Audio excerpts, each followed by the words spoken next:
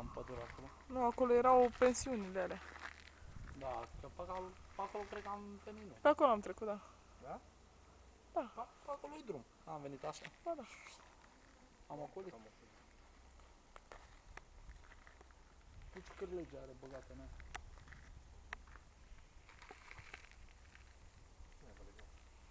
Să lege plasa. Ce pas? Pentru stânci. Uite că vine unul cu mașină. Păi n-am zis eu. Măi, sunt de ăștia curajoși.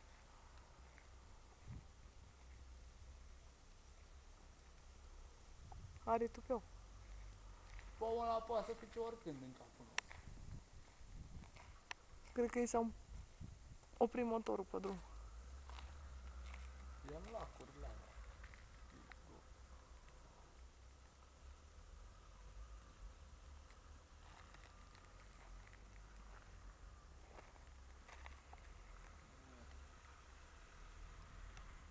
Hai să încolo mai e drum.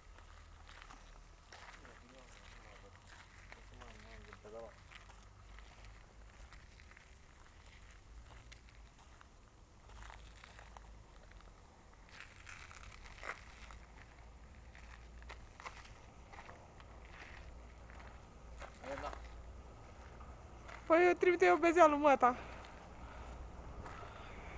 Hai să stai cu camera pe mine. Și când vine, calcă totul în picioare.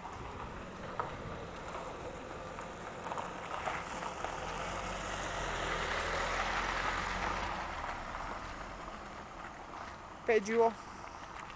Da, nu.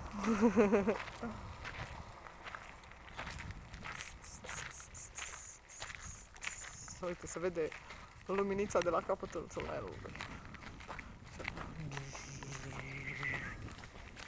Ce curent e aici.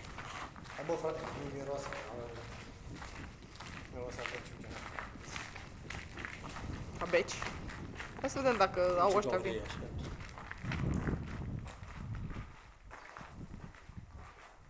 Crăpături